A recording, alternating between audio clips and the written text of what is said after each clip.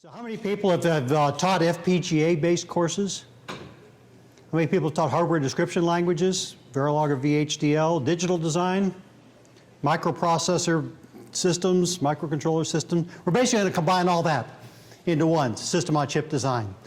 Just a quick note on your USB drive that came with your kit, you've got two sample projects that we're going to talk about today. So these are ready to run with the exception of the Cortex-M CPU.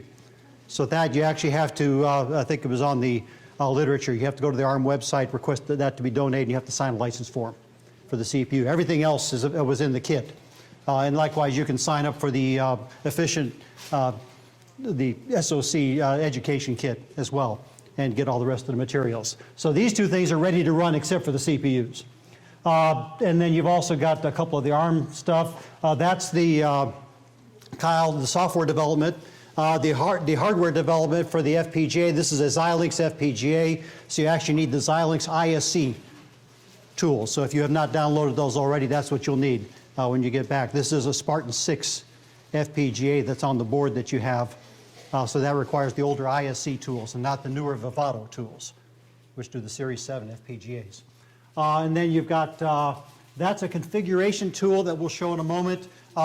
For the Numato board, they have a special tool that downloads the configuration file to a flash memory on the FPGA board. And then the FPGA boots from that. So that's the configuration tool. And then these are the workshop slides. So that's what you have on that.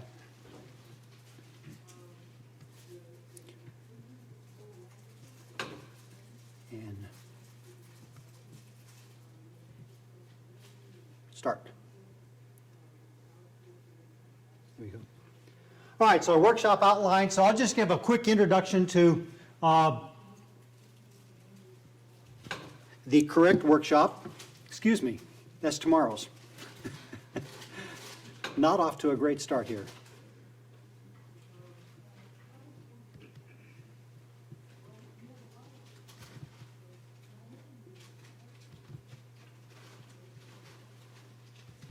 I apologize.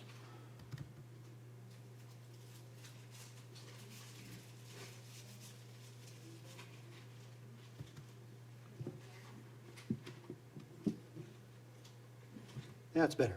All right, so our objective, and we're going to learn the essentials of system-on-chip design around an actual processor core. So, and of course, obviously, there are many other alternatives. So you can get FPGAs with embedded processors in them already.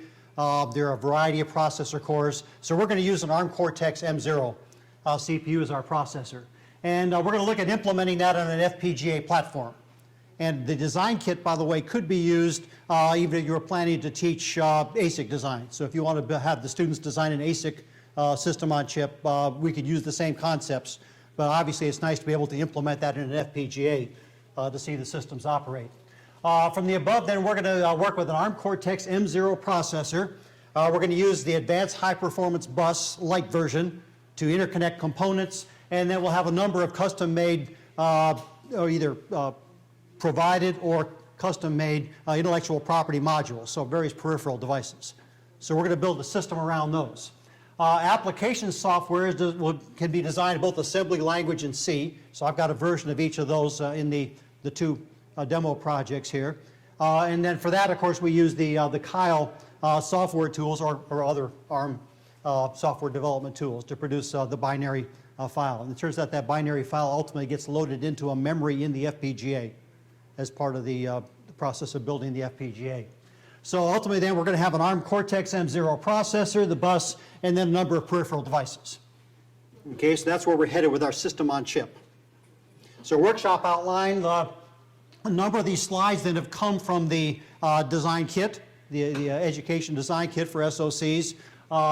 And we'll start off with a brief introduction to SoCs. We'll look at what's in the education kit. This development platform that you've been given a copy of, the Numato Labs Mimas V2 FPGA board, and then we'll take a look at building systems around a Cortex-M0 CPU and the standard bus. And then we'll have two labs. Okay, and then again, if you don't have the software and PCs ready to go, the labs are there for you on the flash drive, so you can go back and plug the CPU in, and you could go ahead and run those then at your leisure. So we'll do just a basic lab, which was early in the design kit, basically just the hello world type application. And then I've got one that I did a while back for an IoT demonstration. So this is going to involve building an SoC that's got sensors, communication modules built in, so something that you might do if you were doing an Internet of Things type of device. There you go. So system on chip. So basically it's just an integrated circuit that includes a processor chip and related components in a single device. Again, this could be an ASIC. We can implement this in an FPGA, a variety of methods. And again, basically you've got all the parts there to put together a computer. So the advantages, of course, we get high performance that benefit from having small propagation delays as opposed to having a microprocessor and memories and peripheral devices spread across a circuit board. So implementing those on a single chip is advantageous. Less gate delays. Often we can do low power versions of these. Of course, for most of our portable devices and that kind of thing, that's going to be important. Less capacitance, so with the shorter lights, small footprint, so we basically get down to a one device system on chip, and often higher reliability. So putting things on one chip is often more reliable than a multi-chip system. Murphy's Law says the more parts you have, right, the more things can go wrong. So getting it down to one part, and of course also cost is going to be an issue. Some limitations. So again, a lot of times we have power consumption may be an issue. They may result in, may affect your memory access times. Once you do a system on chip, you may have less flexibility to modify the system without rebuilding the system. And again, typically most of these are going to be application specific. So typically we design a system on chip for a particular application as opposed to a microcontroller, for instance, which is designed to do a wide variety of things.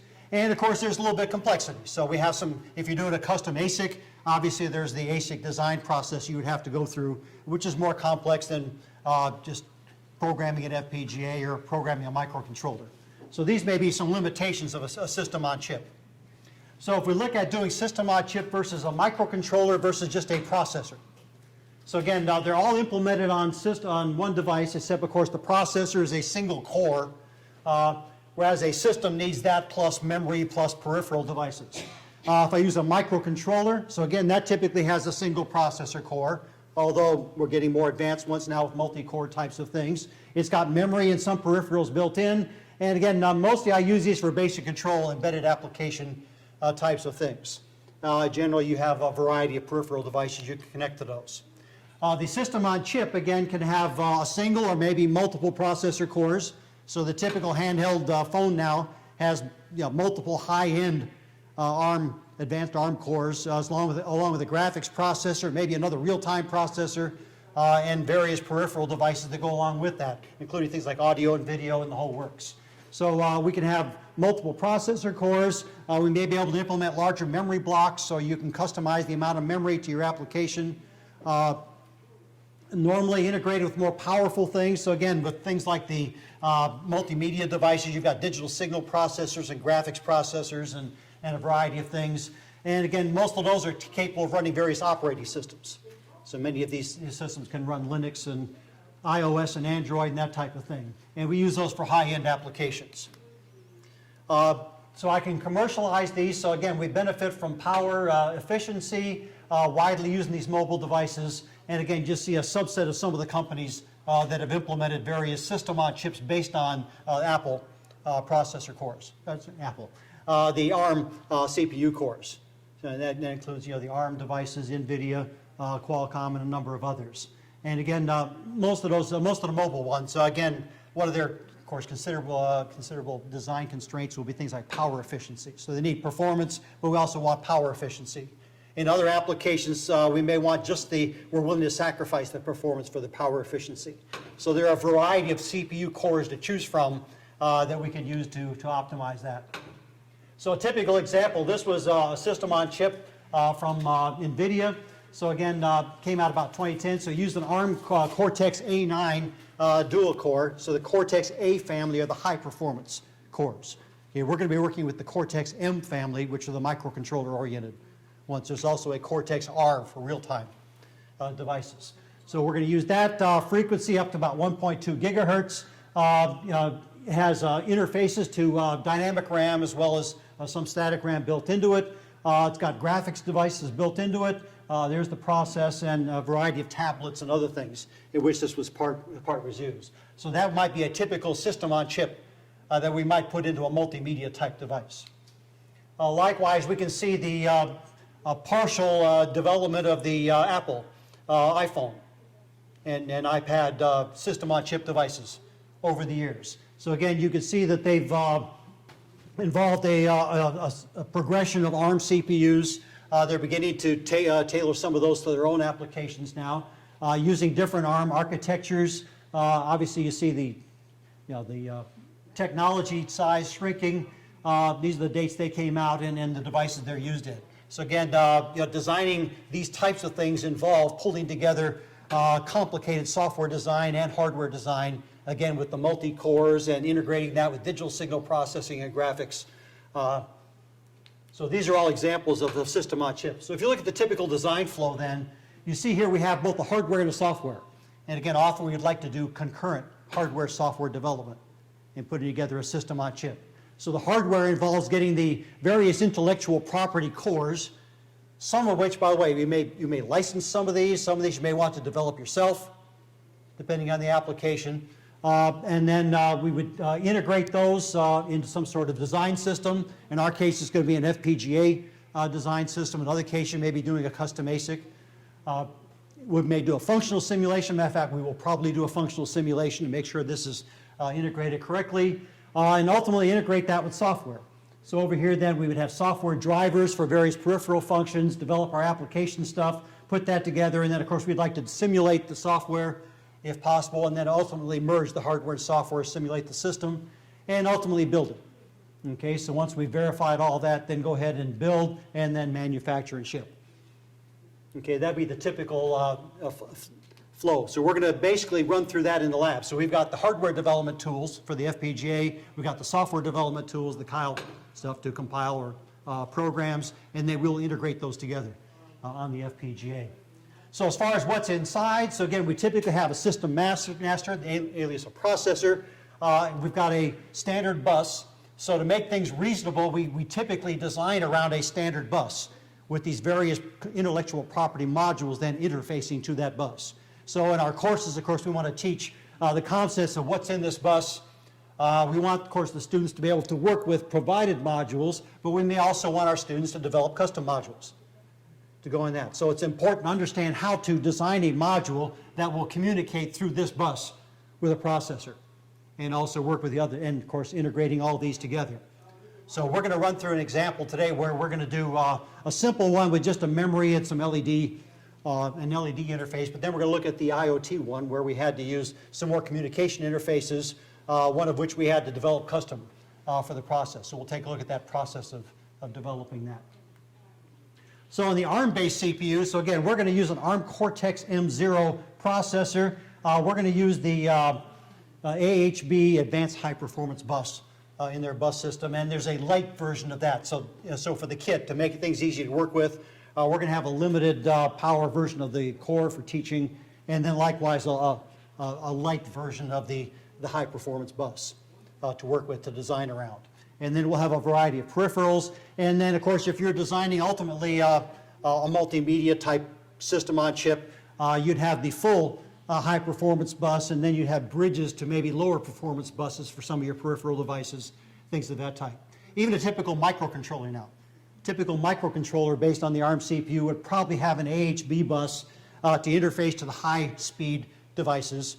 There's maybe some memories, network interfaces, and then there will also be the advanced peripheral bus, which would then interface to the lower performance devices. So basically a little more stripped down, things that don't operate as fast, so we can custom design that where we don't need the performance. And then we'd have a variety of things such as direct memory access, debug interfaces, things of that nature integrated in. So if we were doing a full ARM CPU, the system on chip, then we would have all of these. So we're going to do a limited version of this. John has already talked about the design kits, so I won't go through that all that much here, but I've got information on that. Again, this just indicates the courses that are available then with these various design kits. So we're looking at the SoC Design Education Kit. So again, the goal of this is to give you teaching materials to help develop students who can design systems on chip, whether it be ASIC or FPGA. So again, we want to co-design hardware and software using an ARM-based CPU. For the kit is designed around implementing on an FPGA. Okay, and actually there are several boards that they support. Actually, the Numato board's fairly new, so we're working on getting the kit modified to, so I've modified a few of the labs already, and we'll get the other labs modified so they will all run on that Numato board eventually. And again, we're going to use standard hardware and software programming languages, so all the modules right now are in Verilog. Sorry about the VHDL people, but you can also do VHDL modules and integrate those in as well.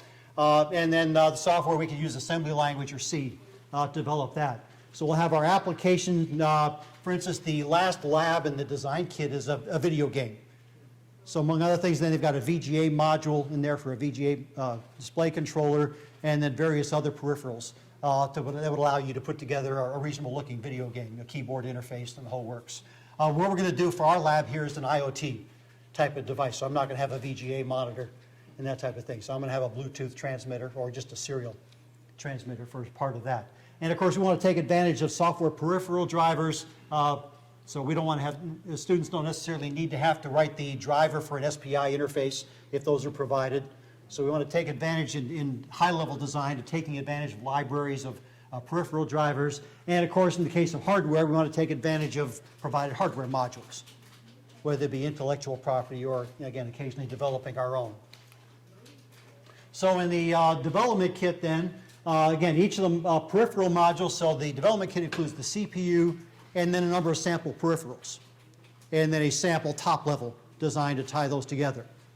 Okay, so all the peripherals right now are in Verilog, as well as the basic bus interface. Okay, so the most convenient thing to do is, if you're doing a new peripheral, would be to do that in Verilog, but you certainly could do it in VHDL, I guess, if we needed to.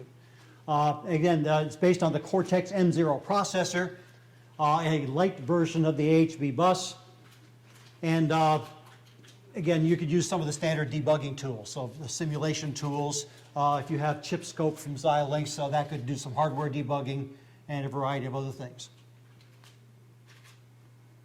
And again, the final version of this thing in the software development, they ultimately end up with a video game that runs on a VGA monitor as part of the package. So there are a series of labs in the kit that work up toward that, covering various concepts from just the basic bus to peripheral interfaces to standard input-output devices, programmable timers for interrupts, working your way up to using the software drivers for various peripherals. Okay, so again, in this kit then, as John mentioned, then it includes, this one's 12 modules.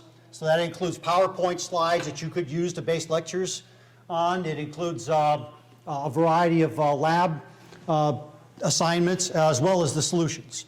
So you have pre-compiled solutions that you could use as well as all the modules to develop that.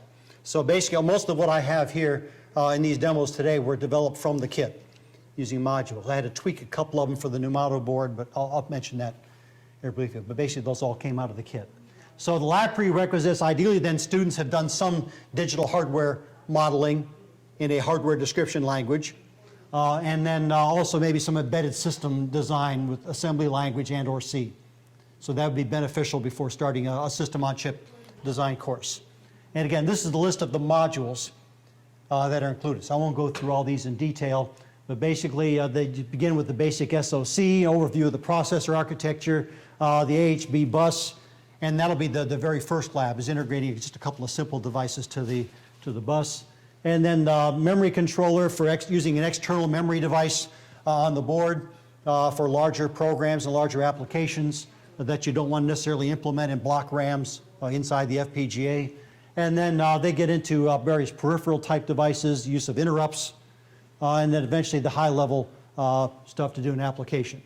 So basically these are the modules that are in the design kit. So again, this is the basic design kit. There's also an advanced SoC design kit that can go into some further types of stuff. All right, so let's talk about, first of all, the development platform. So what you've got in the box there is from Numato Labs. It's the Mimas 2 board has a Spartan 6 FPGA. It's the XC6LX9. It has a USB connection. A USB connector over here. The USB connection, and then there's a switch that's actually soldered in right here. So that switch can be set from one position to configure the board. You can set it to another position to use the USB interface as a serial communication line back to the host computer. Okay, so that could be used for that purpose. It's got a standard set of peripheral devices, so 7-segment displays.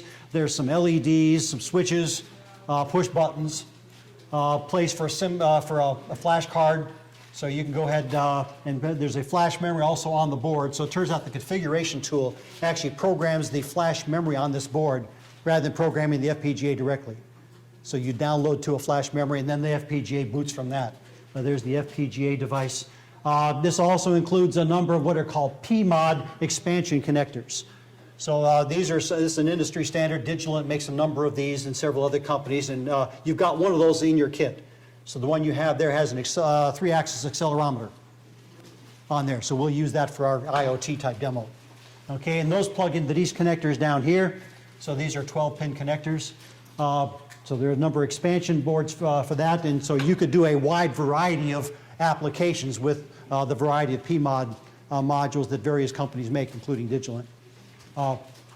There's a flash memory on the board, a synchronous dynamic RAM, there's an audio codec, and then the standard VGA connector and that type of thing. And again, this thing is all less than $50. So if you're looking at building a course and having students buy their own boards, that might be a possibility. Or if you're the department buying the boards, again, that's a low-cost alternative to maybe some of the other ones that are available. So that's the board we're going to use for our projects here. All right, so as far as the hardware then, I need the Cortex-M0 CPU, the Ahb-lite bus, and then program memory. So for our applications right now, we're going to use memory in the FPGA. And of course, in an FPGA, Xilinx FPGA, you can implement memory in 2 ways. You could use distributed RAMs, as we call them. So basically, merge a bunch of lookup tables together into memory, or you could use block RAMs in the device. Right now, the way the memory module is written in the kit, it's using distributed RAMs. I'm going to have to tweak that. So I really like to use the block RAMs rather than a bunch of those. So, but that can be done fairly easily. And again, there are a number of peripherals that are provided with the kit. And then it's fairly easy to take one of those and modify it if you want to develop a new peripheral. So I'll talk about one of those we had to do for the IoT demonstration. There's the Cortex-M family of processors. So again, the Cortex-M family is the one designed for microcontroller-based type things. So the workshop tomorrow, for instance, will use a Cortex-M4 CPU. What we're going to use is the low-end Cortex-M0. So that uses the lowest chip area, low power application. It has a more limited instruction set than the other ones in the family, but still very powerful. It's a powerful 32-bit processor. So as far as bang for the buck, it has those. In addition to that, Cortex-M7 is a fairly recent one, and now there's the Cortex-M23 and 33, which have some hardware security things built into them. So eventually some development boards are going to be available on those, but these have come out fairly recently. So if you're into hardware security, IoT types of things, that might be something to look into. So again, we're using the Cortex-M0 or M0 Plus. So that, again, it's the smallest, very powerful. Use a total of 12K logic gates, equivalent of that. So if you're doing a custom chip, it's roughly about 12K gates, 12,000 gates. And then a limited number of lookup tables and that kind of thing if you're building it in the FPGA. Still 32-bit processor, fairly high performance. Licensed by in a number of microcontrollers that various companies have produced. Typically, you can buy little development boards for $10 or less for those. And what we're going to use here, and the kit we had you recommended that you sign up for, and you should do that if you want to run the labs now, is what they call the Cortex-M0 designstart kit. So that's intended as a teaching tool. So it does have a few limitations over the full-blown Cortex-M0 processor that a commercial organization might do, but makes it easy to implement into courses and instruction. So it's got, again, then you can implement that in both FPGA and ASICs if you decide to do so. It is a synthesizable core. What they do is they cover up some of the features.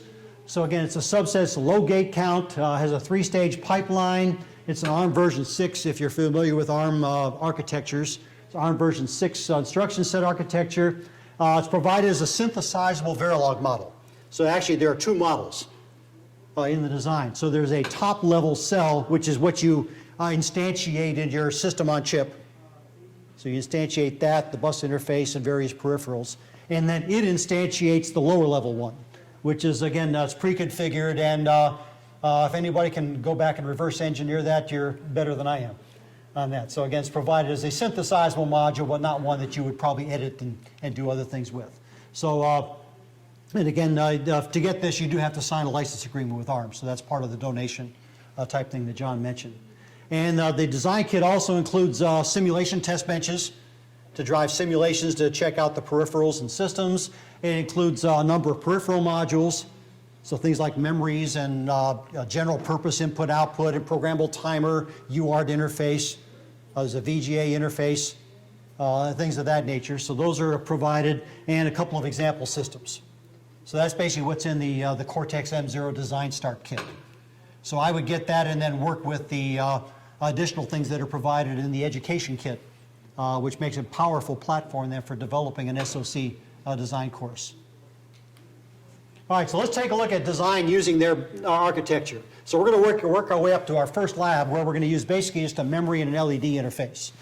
So the basic design, again, begins with a CPU, a bus interface, and then a number of peripheral devices down here. So we have an address, 32-bit address bus, 32-bit data bus. Of course, not all the peripherals will have a 32-bit interface, but nonetheless, the bus is 32 bits.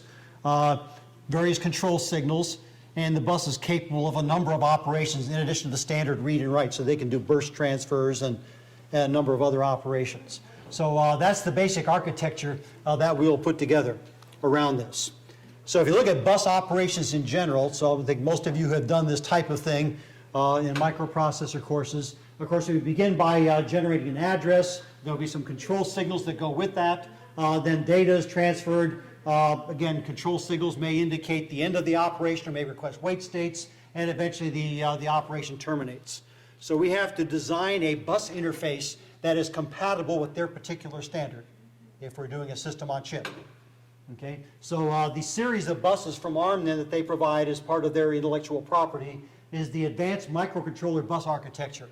And then there are several sub-architectures under that. Okay, so again, this is provided to manufacturers. So everything from the high-end multimedia systems down to our low-cost, low-end system on chip would use some version of this AMBA architecture. So the high-performance bus, in particular, then is designed for the high data rate types of things. So memory, network interfaces, and DMA control, and things of that nature. What we've got in the kit is the Ahb-lite, so that's a subset of that. So it's the same basic architecture, but with some limitations. Typically, then, this would use a single master, whereas in a larger system, you could have multiple processors, or maybe a graphics processor and the CPU, all sharing the bus and interacting. So this one's limited to a single master and does not support, for instance, the burst transfers and some bus locking type things. So you want to do something, lock the bus to keep everybody off the bus briefly, and then unlock it later to let people start sharing stuff again. The Ahb bus supports that, but the light version, that's one of the things they've eliminated to try to keep things simple. So that will make it a little bit easier to, we can focus on the basic concepts of the bus design without all the advanced features included in those. So again, you can see there are a variety of versions of this. So again, what we're using is the Ahb-lite, which is specifically designed for Cortex-M0, 3, and 4. Here's the architecture. So we have a bus master, which is the CPU, and then it issues control signals, an address, and then this implementation has separate read and write ports for data. So most microcontrollers have a bidirectional data bus on them, most microprocessors. So in this case, for the system on chip, I know inside an FPGA, we do not have things like tri-state drivers, which we would need to implement bidirectional buses within the FPGA. Okay, so typically stuff built in an ASIC or an FPGA then would typically have separate data out and data in, so read data and write data. So of course, write data is broadcast to all the devices in the system, and then the CPU would generate an address to some control line, so we'll have an address decoder. So in our system on chip, then we're going to have an address decoder to select these different slave devices. So we will decode a portion of the address lines, and then the slaves may further decode some additional address lines to pick registers and that type of thing within the device. Okay, and then if we're doing read operations, then these things will provide read data. And since there's a single data port over here, and we don't have the tri-state drivers inside the device, then we have to provide a multiplexer. Okay, so you'll see that in the kit then for doing an AHB type system. There's going to be an address decoder module and a multiplexer module. So at the top level then we will instantiate a CPU, these two modules, and then whatever peripherals we decide to use. Okay, and then the peripherals will actually be hardwired to inputs of this multiplexer and outputs of the address decoder. So I'll show you that when we do the first design here. In addition, if we have peripheral devices that maybe need a little extra time, then each of these guys generates a ready or response signal. So that can be used and sent to the CPU to basically to request additional cycles to complete a read or a write operation. So many CPUs then support wait states, as we call them. So basically the ability to put in extra states to accommodate a slower peripheral device. The control signals, I won't go through these in detail. So there's the global clock and reset, and then for the master, then again, it generates the write signal. Then there are a couple of things. So the size of the transfer. So this thing does support 8, 16, and 32-bit data transfers. So I can have some devices that are 8-bit devices, some devices are 16. So it supports, so this indicates what the current data transfer is in size. This indicates what type of transfer it is. There's the 32-bit address and the write data that's broadcast. And if we're going to do things like locked bus operation and burst operation, some of these things are used for that. As far as coming into the master, then there's a ready signal that comes back from the peripheral devices, which indicates that, yes, the operation is ready to be completed for each bus transfer. There's the data bus coming from the devices, and then, of course, the global reset. So again, that's just a summary of those signals. The slave devices, so if I have to build a peripheral device, as an example for the IoT device, I had to build an SPI interface because some of my sensors had SPI interfaces on them. So to build that, then we have to interface the slave device to the AHB bus. So that means I've got, well, from the address decoder, there will be a selection bit. There will be the control signals from the CPU that we talked about, the address and data bus from the CPU, and then data going to the CPU as well as a ready signal, which indicates that the device is ready to proceed. If the device is fast enough, you can just hardwire that to 1, just say you're always ready. I think my students need to activate their ready signals periodically because I tend to talk faster than they absorb. Although they don't believe that I've slowed down in the 38 years I've been at Auburn. Anyway, so we've got these, and then of course peripheral devices may interface with the outside world. So if I have something like a UART, I have a transmit and receive line or LED interface driving those, or a 7-segment display. So our different peripheral devices will then look like this. Fortunately, the bus interface part of this will look virtually identical in most of our peripheral devices. So if you want to have students build up a series of peripheral devices, they may be able to just take one of the existing peripherals, and actually in the design kit there's 2 what they call dummy peripheral devices. So basically it gives you the bus interface, and then you could take what's coming out of the bus interface and then then put whatever logic you need for that peripheral device in there, whether it be a timer or a communication interface or whatever it might be. So it's fairly easy to develop those around the stuff that's provided in the kit. And we'll see an example of that. And again, just a summary of those signals. In the interest of time, let me skip over some of the details, but again, this indicates that we have the address decoder providing selection signals to the different peripherals to respond to different addresses. And then a multiplexer then to select the response line and the data from each peripheral device. So if I access peripheral number 2, then that should be the data and ready line that's sent to the CPU. So this multiplexer, and that is part of it. I think in the default kit they've got a decoder that does 10 decoded addresses, and the multiplexer has 10 sets of inputs. So what you do when you put together the top level system, they say, okay, I'm going to connect this peripheral to the first input, this peripheral to the second input, and so on. It's part of those. So we have to set those up in the top level system. Now as far as the timing, I think the easiest thing to do is just look at the a waveform here. So the basic bus timing, again, is something we would have to be aware of if we are designing peripherals to interact with a CPU on a standard bus. So in the case of the ARM CPUs, everything takes place in at least 2 cycles. So cycle number 1, control signals and address are broadcast to the system. Okay, so that should select a peripheral. So that takes 1 clock period. And then in the second clock period, then, if, for instance, if I'm reading data, the data would be returned from the CPU, from the selected device. This does support pipelined operations. So if we're going to do a sequence of reads or writes, you'll notice that they've overlapped the next address with the reading of this. So it turns out the peripheral device, when you build the peripheral module, does need to capture this information in this cycle and then use it in the second cycle to send the data. So we have latches inside the peripheral devices then to capture these during the clock cycle number 1 and then supply the data during clock cycle number 2. Meanwhile, a new device would be set up, a new address and a new operation. So I could do a pipeline, a series of reads. Write operations, by the way, would look exactly the same with the exception of there's a write enable signal. So obviously the write enable signal will be active, and in that case, of course, the data is write data. It goes from the CPU to the peripheral rather than backwards. Okay, but other than that, the 2 operations will look identical. Now, if I have a slower peripheral device, then I may need to request additional wait states. So this ready signal then would be deactivated to tell the CPU in the second state at the end of the second clock cycle, my peripheral's doesn't have your data yet, not quite ready. So let's check it again a clock cycle later. And we keep doing that until we finally see that it's high.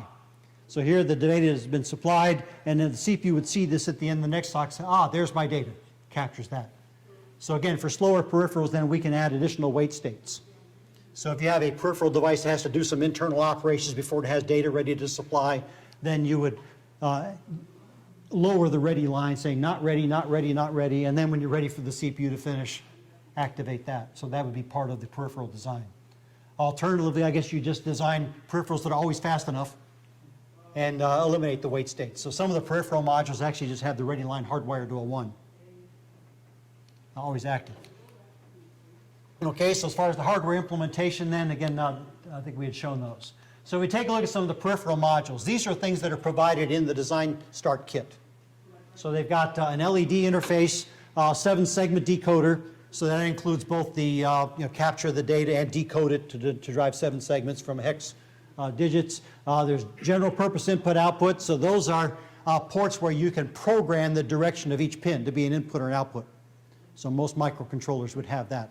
So this uses the captured selection line and a write signal and the type of data transfer that's taking place and uses that to enable this thing to capture new data.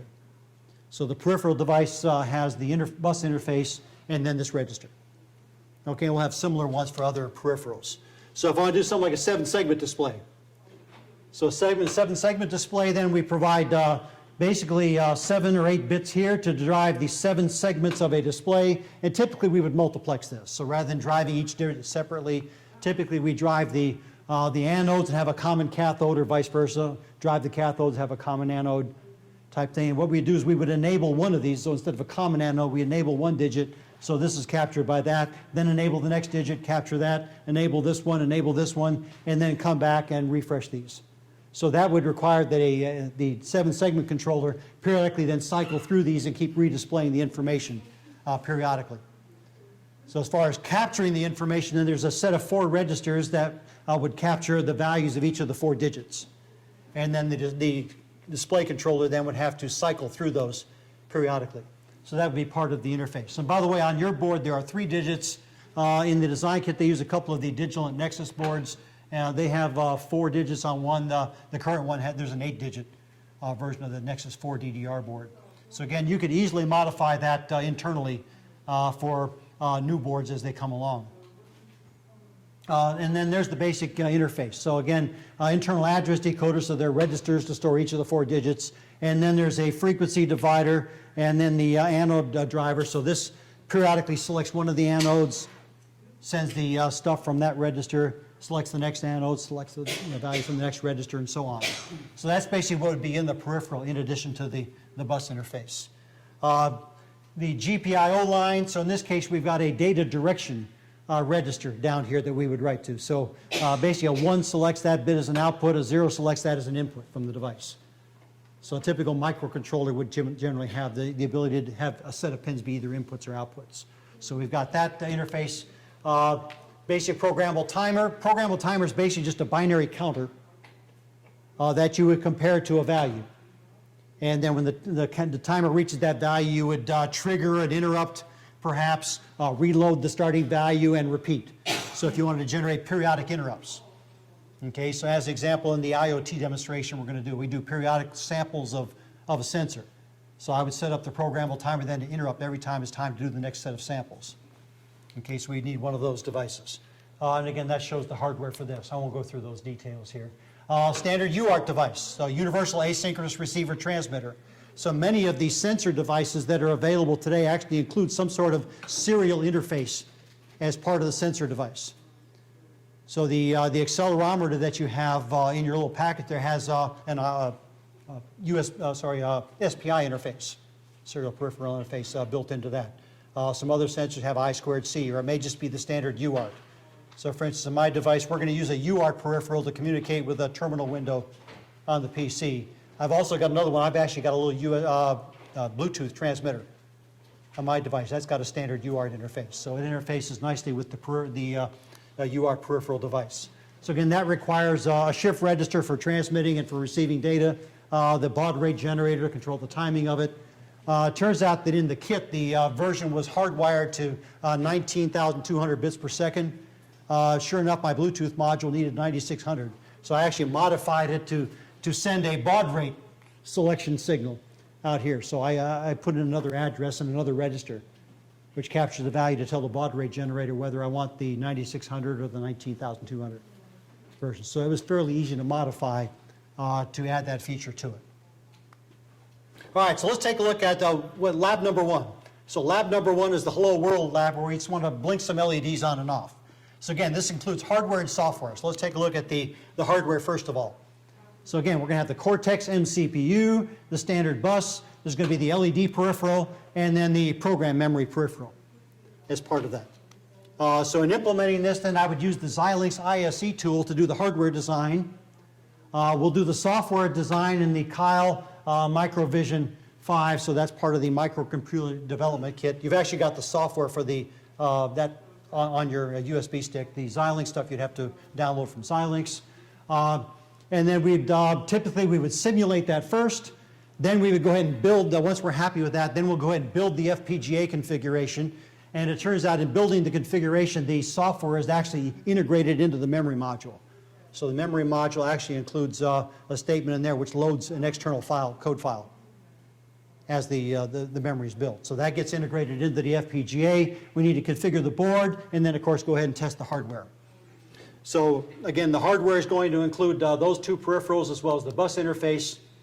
These are the files that are involved. So again, right now on your memory stick, you don't have the Cortex-M0 processor. That's the one I mentioned. You have to download, sign the license for them and request donation of that. We do have 2 bus components. So there's the decoder and then the multiplexer for read data. So those files are in there. There's the AHB to block RAM. So that's for the built-in memory, and that, again, that model, Verilog model, actually includes the code to load a code file. As part of that, then there's the LED interface, and then the top level thing is called Ahb-lite system.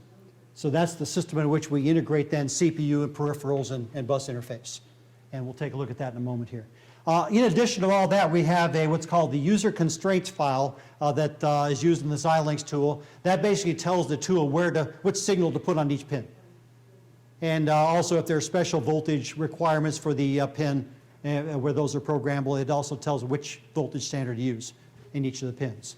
So there's a standard one that's provided. This, of course, will differ for each part. So we got the one on your memory stick there will include the one that I've set up for the Mimas V2 board. Okay, and you could edit that as needed to enable additional pins to be in different designs. So that was where you would handle that. And then again, we'll have to set up the decoder. So in setting up a system, then I've got 2 things we would address in software. So there's memory and the LED peripheral. So in the decoder, then we'll have to set up a memory map. So the decoder has a block of addresses that start at 0, and then I think it's 5000, 5100, 5200. And what you'll do is you'll assign each peripheral device to one of those. So I'll use the first of those addresses then, the one that starts at 5000 for our LED interface. And then the program memory will start at address 0.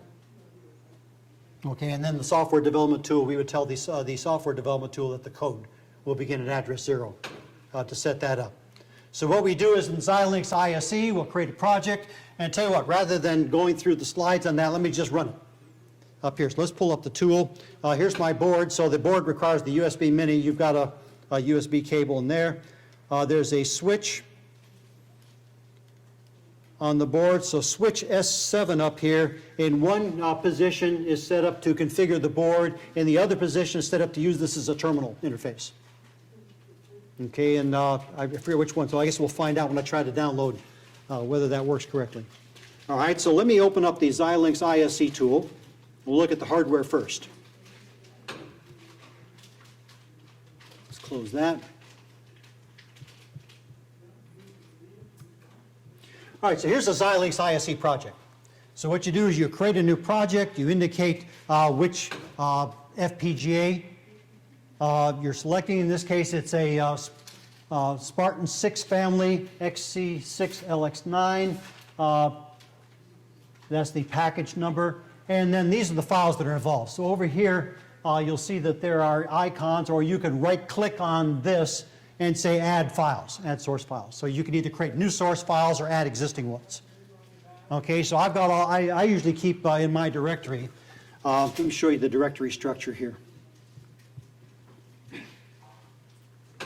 And that's one thing I tend to find students tend to get files all over the place if they're not careful. So if I take a look at the simple SoC example, then I've got 3 directories. So those are all the FPGA IP modules.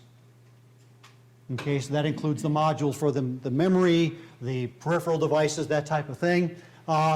That's the software. So if I look at the software directory, so that includes a project for the, and there's an assembly language program in there. So this is for the microvision software development. Okay, so let me pull that up here. So in this case, that project, and again, you've got these files on your memory stick. Then you add source files and the standard software interface standards. So you would create a project with those. And there's my assembly language program. So it turns out for an ARM CPU, in the program memory for all ARM CPUs, there's a vector table at the start of ROM. So that would be the initial stack pointer and program counter value, and then addresses of various interrupt devices. So later on, when we start using interrupts, we'll have to add vectors to the various interrupt handlers to that. And then down here, then the program, in this case, we're just using assembly language. So the assembly language for this first demo is going to basically just, their address 50000 is the address that I assigned to the LED interface. Okay, so we're going to set up a pointer to that. I'm going to write the value 55 hex to the LED, so turn on every other LED. Put a little software delay. So just a little delay loop, and then send the opposite value to the LEDs. Okay, so turn on the opposite ones. And then another delay loop and repeat. So what we should see then is the LEDs alternating, coming on and off with some delay.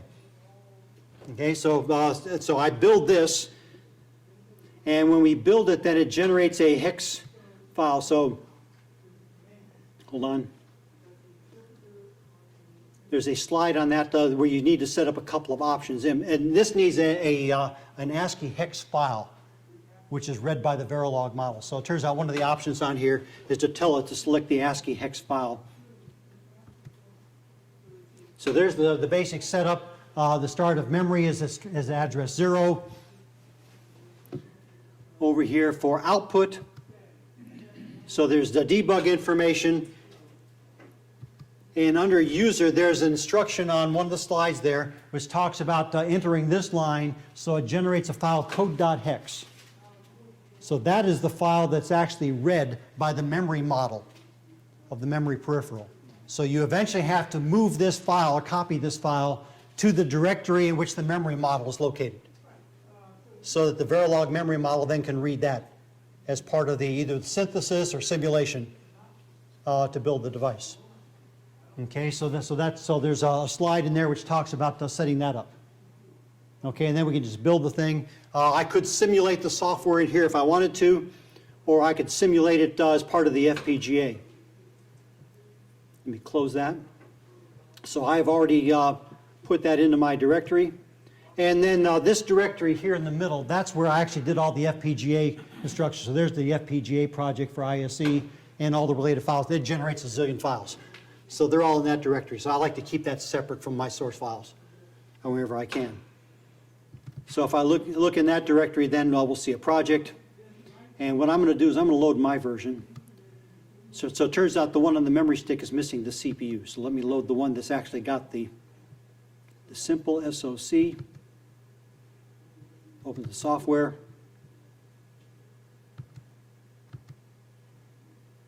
And by the way, let me go back up one level. So you see under FPGA, it's got the peripheral device, and then my top level, this is the directory of stuff you get with the designstart kit with Cortex-M0. So in that, then there will be a directory which has test benches, another one's got the Verilog models for the CPU, and so eventually you have to include those two in your project for the CPU. Okay, so that's how that's set up. So let me go back into this. And let's open up the, actually I think I've already got that open.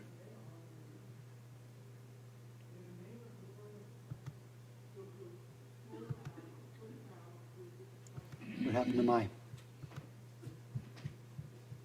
no, I don't want Microsoft Word.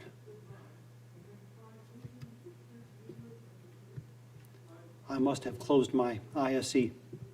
Let's open it again. Where's my ASEE project? It's down here. There we go.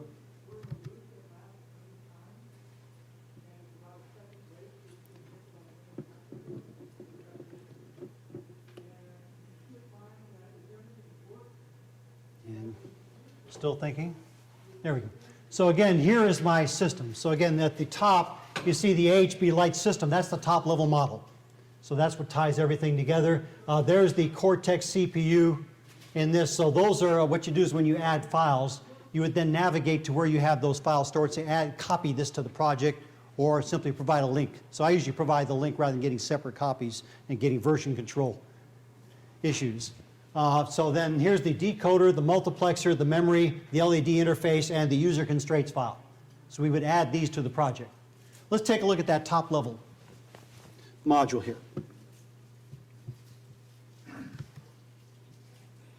So in the top level module, if we take a look down here, notice at the very top level, the only inputs I've got is a clock and a reset line. It turns out in developing this, I spent 2 days trying to get this thing to work when I realized I had the reset line backwards. So it's active low on this guy versus active low on the other board, active high on the other board I was using. So that was 2 days to debug that. So then clock and reset, and then the other outputs are just the LEDs. Okay, internally then, these are the bus signals for the Ahb-lite that'll be used to connect the modules. There's the instantiation of the CPU. So again, you instantiate the CPU component.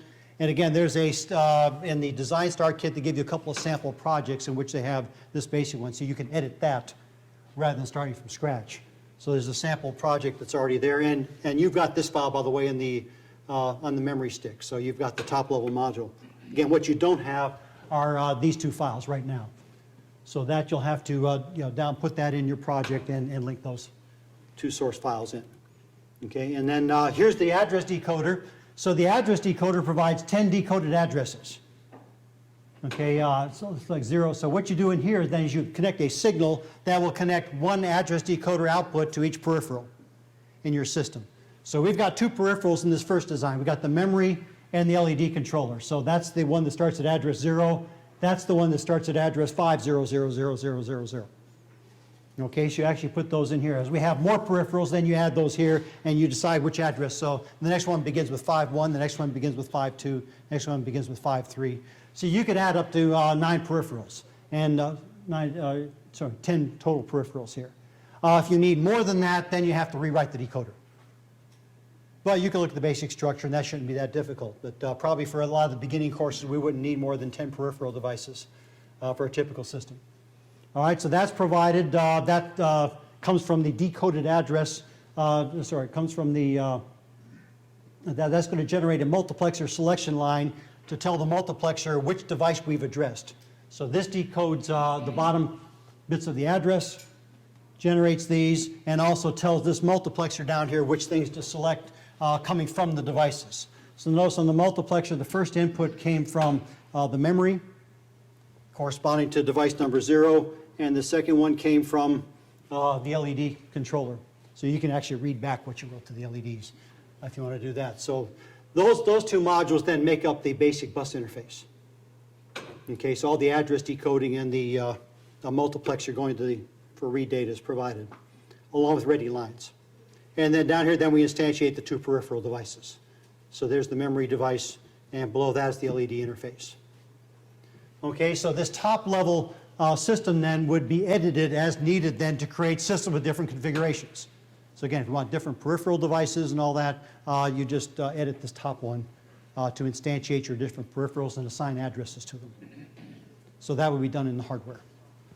Okay, so then I go ahead and build this. Now, we may want to simulate, especially if it's a complex system. Instead of taking 10 minutes to implement the whole FPGA, maybe we want to simulate and make sure this is what we really want. Also in debugging, a lot of times we can find out things through simulation that we can't find out in the actual hardware. Okay, so let me pull up a simulation here. So if I select the top level module, then notice ASEE has an option for simulate, and you could use other VHDL Verilog simulators for this as well. Okay, but let me go ahead and run their internal one. So let's say simulate the behavioral model. And in the interest of time, I'm going to do like they do in the cooking shows, where I pull out the finished product from under the counter. And if I open up the PowerPoint slides again,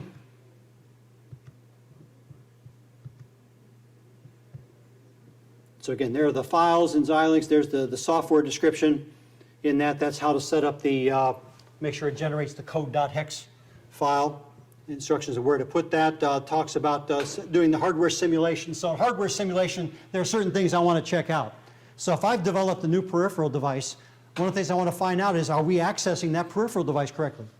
And is the data I'm writing actually getting to the thing that I'm trying to drive, in this case to the LEDs? So that's what I would want to find out in simulation. So we can open their simulator, run that, and in a nutshell, this is what I would be looking for. So in there, remember, I have an instruction which says, okay, the LEDs are addressed 5000. I'm writing the value 55 to the LEDs. And then there'll be a delay. So I can go ahead and run this thing for a given amount of time and then look for the operation. Remember, it's going to take 2 cycles to do a bus operation. So I'm looking for something that is going to write to address 50000. So here that is on the address bus, and the write enable line is high during that time. So there's my write to the LED peripheral, and then there's the data that's being transferred to the LED peripheral. So remember, it's address 1 cycle, data the next cycle. So I should see the LED peripheral change right after doing that. And sure enough, here's my 55 on the bottom 8 LEDs. Okay, so that's the type of thing we might do in simulation for debugging a peripheral module in particular. So when I did the SPI module, then one of the things, develop the module and then just put nothing else in the program other than just write to the SPI module and read something from it. And then use the simulation to find out if the 8 bits, serial bits were going out in the right frequency and right order. Likewise, the bits that I supplied were being read in correctly. So we can do that in simulation to debug the peripheral modules before we start building software around them. Okay, so the simulator is a powerful tool then to save some time eventually. Whoa, what happened? Okay, then we finally would build the project in ISE. Fortunately, to build this thing is basically just double click on the generate programming file, and it'll run through all the steps. It'll synthesize the design, map it into the FPGA, do the routing and placement and all of that using the constraints file, and then eventually it generates a programming file. You do have to set up one option in the programming file. The Numato tool requires this generates a file .bit, which the Xilinx tools would typically download to an FPGA. Their configuration tool requires a .bin binary one, so we have to make sure it generates that. That's another one that cost me 2 days. It turns out the download tool didn't complain when I used the wrong file type. It just downloaded what I had to flash memory on the board, and nothing ran until I finally read the fine print and saw, oh, binary file. So in the Xilinx tool, what you do is you right-click on this, pulls up a little form, and you select binary file, and this thing will download. Okay, so that will generate that. I think there's the summary of that. And then eventually we download it. Let me download to this board over here. So the configuration tool, the first thing I have to do is figure out which serial port this is connected to here. So let me open up settings, devices, connected devices, and I should see a USB COM6. Okay, so this is connected to communication port number 6. So let's pull up the configuration tool and download it to COM6. So on your memory stick then is the Xilinx, the Numato Labs configuration tool. Let's open that. Down here you select which port that's connected to, so that's COM6. You select the file. So my file is the simple SoC. And there's the binary file, not the bit file. Open that and click Program. So then it should run through the, if everything works, it says Racing Flash. So what it's doing is just downloading the configuration file and programming a flash memory on the board. Okay, and once that's done, then you could boot up again and keep running without downloading for subsequent debug sessions. Once that works, it should start running the module. So right now it's downloading. And if all works, we should see these LEDs start blinking on and off as soon as it finishes verifying that. Please finish. So what does it download? Hardware, software, or both? So it's downloading the bit file that configures the FPGA. So every component in the FPGA has various configuration bits associated with it. So their functions are implemented, lookup tables, so lookup tables are downloaded. The software and the memories, thus downloaded as part of this. There are switches interconnecting the various components. Those all have configuration bits. Those are configured. So basically there's this big file of configuration bits that's downloaded eventually to the FPGA to program that. And there you see I don't know if you can see that from out there, but there are the LEDs alternating, flashing on and off. Isn't that exciting? As I'll tell the students, say you just did 4 years of study, now you can turn LEDs on and off.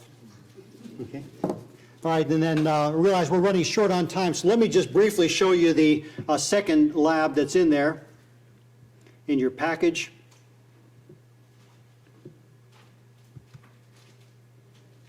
So if I want to build something a little more advanced, so in my case, again, I wanted it to be the Internet of Things type of device. So of course, for Internet of Things, we have, usually we have some sort of the cloud or some server that's collecting information.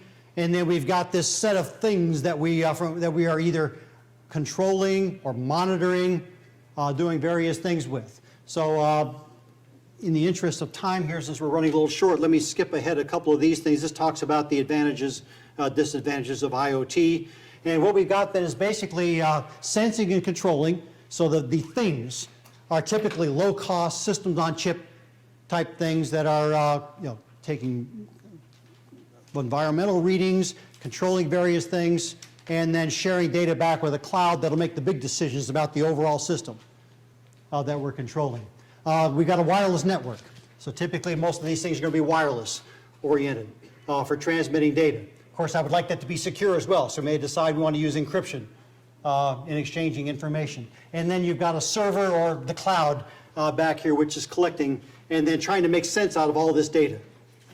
And then deciding what to do about, so some devices then would be controlled. So maybe change the temperature setting in the room here to maximize overall energy efficiency in the building.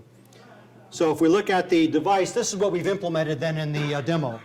So the quote thing that we've got basically involves the CPU, a user interface. So the user interface would be buttons or slide switches.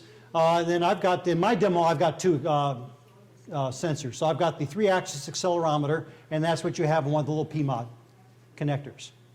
Okay, and then I've also got a light sensor. I had a kit of stuff and it had a light sensor in there.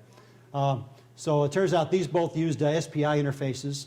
I've got a Bluetooth radio on mine in addition to the USB UART type device. So I could either send it through a hardwire to my terminal, which is what you would do in your version, or you could get the little Bluetooth PMOD and then transmit that wirelessly.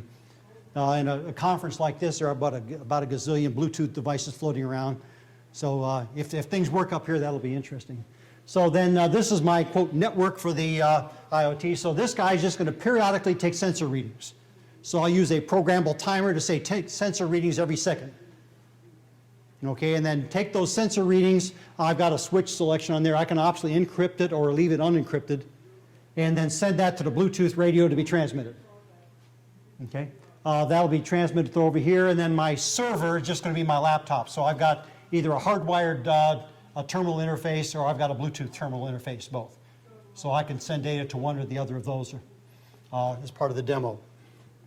Okay, so the sensor that you have is the a PMOD, which has a 3-axis accelerometer, and then I've also got an ambient light sensor, again sampled, and then this shows the basic operation. The interface to those, so of course we have a UART interface to the USB cable for transmitting data to your PC. So if you don't want to use wireless, you could use the hardwired connection. And then the accelerometer uses an SPI interface, so that's the one I had to develop. So I had to develop an SPI module. So I took the basic dummy peripheral device and added the hardware. I basically modified a UART to make an SPI interface out of it.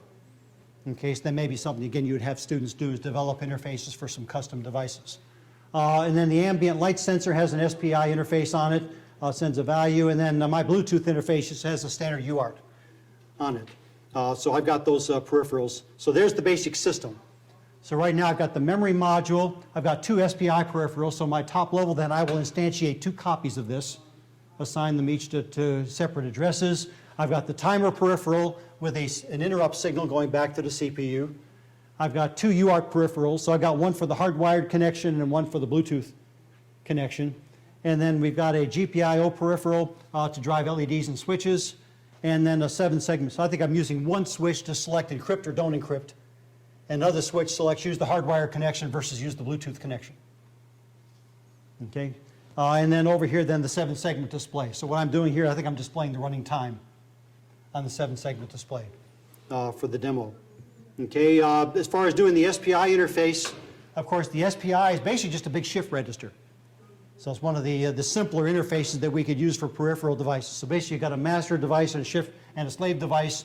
Output of his shift register goes to the input of this one and vice versa.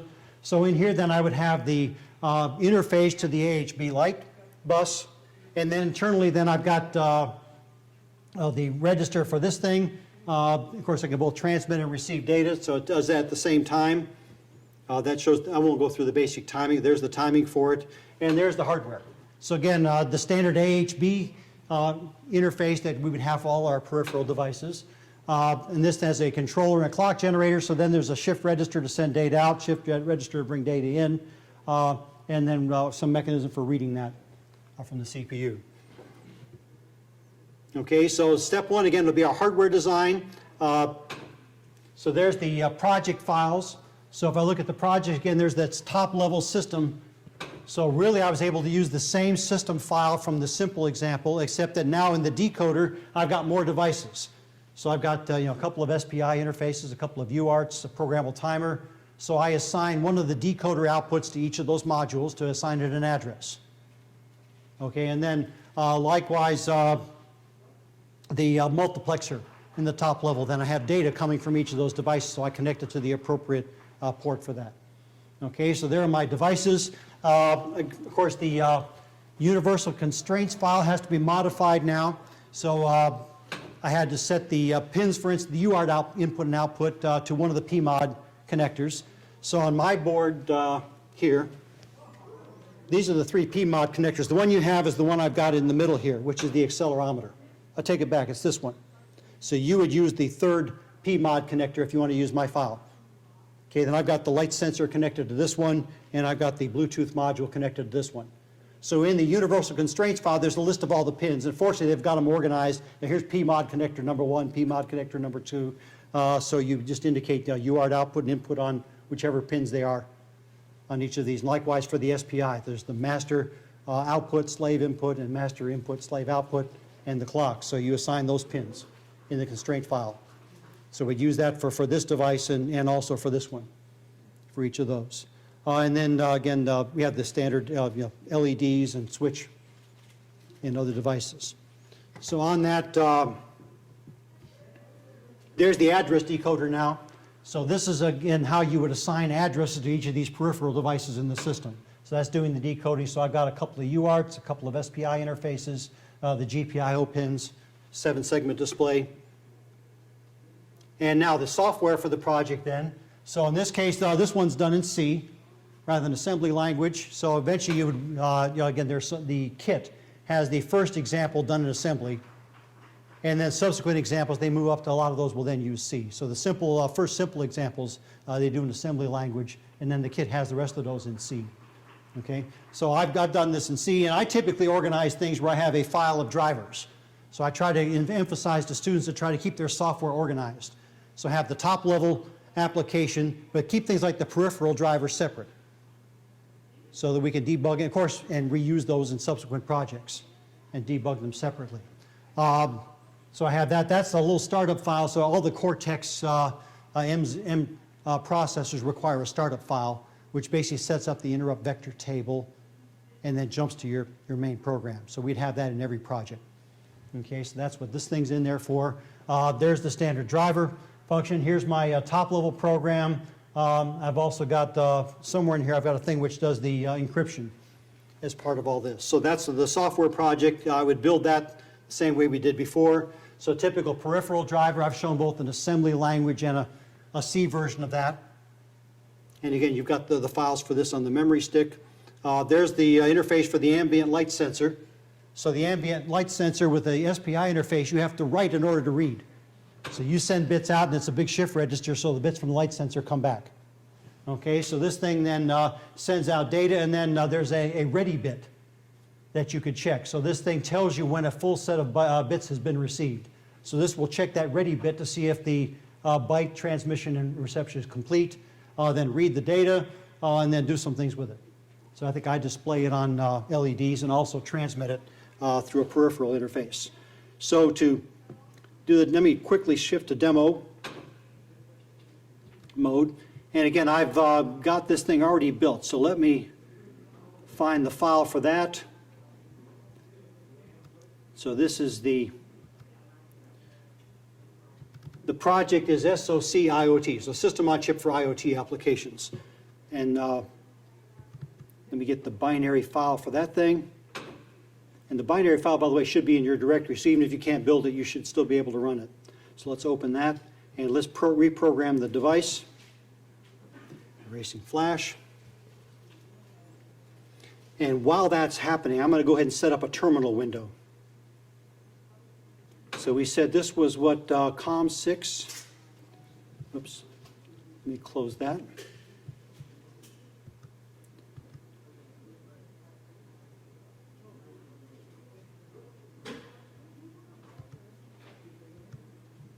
Okay, so I'm going to set this up for a serial port. This is a little putty window.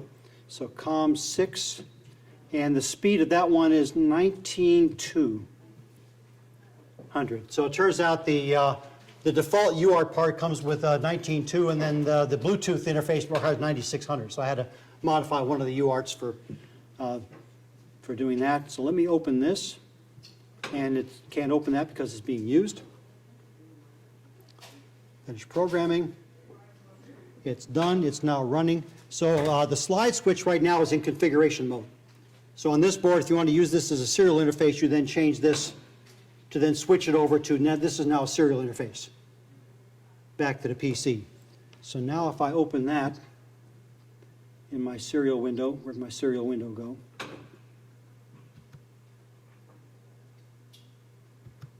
create a new one, serial interface. I think that was COM6, 19.2, the dangers of live demos. Hopefully this works. No? 19200. There we go, and tell you what, just to make it easy to see, let's go to the change settings, let's go to appearance, and let's make that thing, how about 40 point? Apply. All right, so here's what we're seeing. So in my case, what I'm doing is I'm transmitting the time at which the sample was taken. This is the current light sensor reading. This is the x-axis, the y-axis, and the z-axis of the accelerometer. Okay, so right now, for instance, if I were to put my hand over the light sensor, I should see the L reading drop down to a low value. Okay, if the accelerometer, let's do the x-axis. Let's see. Now you notice the, I guess that was the y-axis. So you see y went from up to 30-something. Let's roll it back down. Y should go back toward the original value. Flip it over. I guess I'm changing x. Let's see.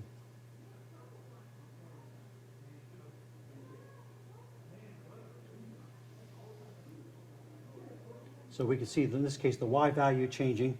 The positive numbers are in this direction. The negative numbers will all start with a 1. So you see numbers like FF and then EF, DF. So that's 2's complement. You're seeing the negative values that way. And then likewise, this axis would change the other value. So there's x changing, let's see, to a negative number. And then if I flip the other way, x should change to a positive number.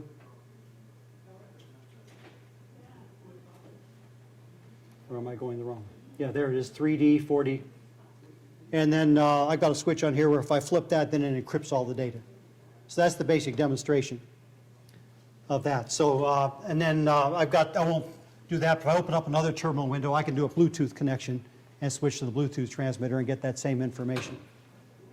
Okay, so again, what this interface demonstrates several things. So number one, I can get some of these add-on modules to do some pretty powerful applications for a course. So, of course, you can only do so much, keep the students' interest so long with blinking LEDs.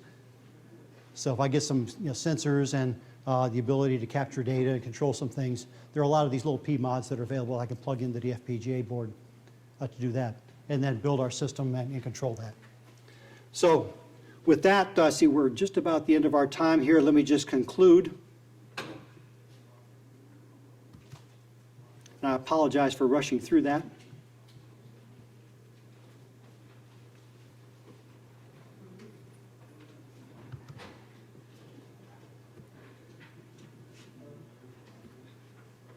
So in conclusion, again, just says, it's easy to use the design kit. So all the peripherals except for SPI came from the kit.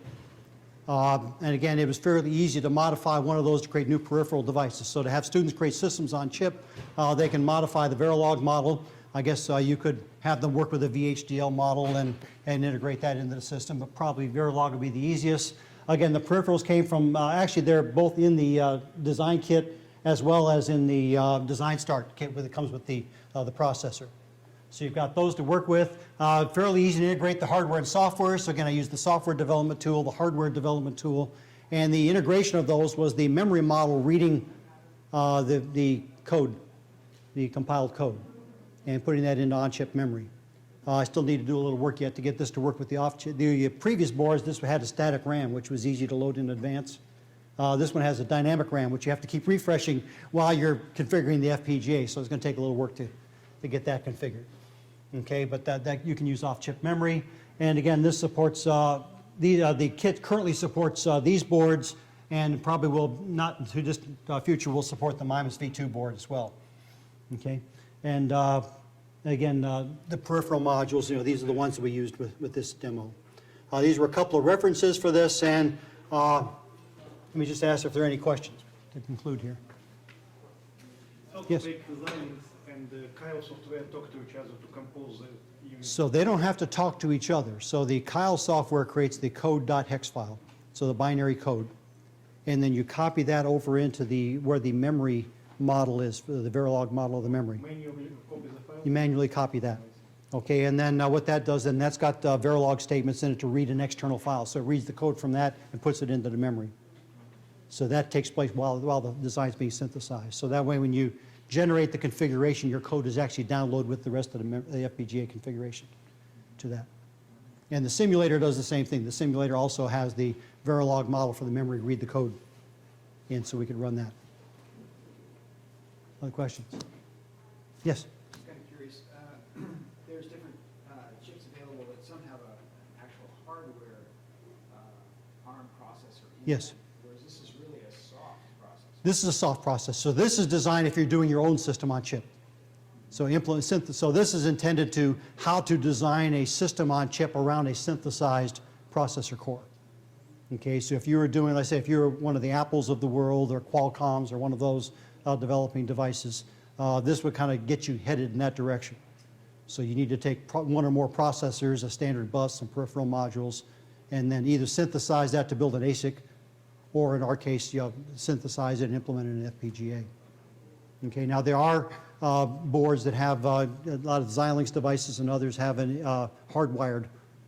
I know the Xilinx UltraScale Plus devices now have basically the same thing that was on an Apple A9 system on chip. So, you know, 4 high-end ARM processors, Cortex-A processors. It's got a graphics processor and also a real-time processor. And plus some standard peripherals and all that that's already hardwired. And then plus there's all the FPGA resources that you could add your own peripherals to. So there are boards, if you're interested, the Z board from Digilent, and there's a Zybo, which is a smaller version, so that has that chip on it. But it uses Bravado, I think. And so that's a Series 7 part, so it uses the Vivado tools, which is the successor of ASEE. The Spartan 6 still requires ASEE. I actually had to go back and reinstall ASEE in my laptop because we've been using a Series 7 part. Questions?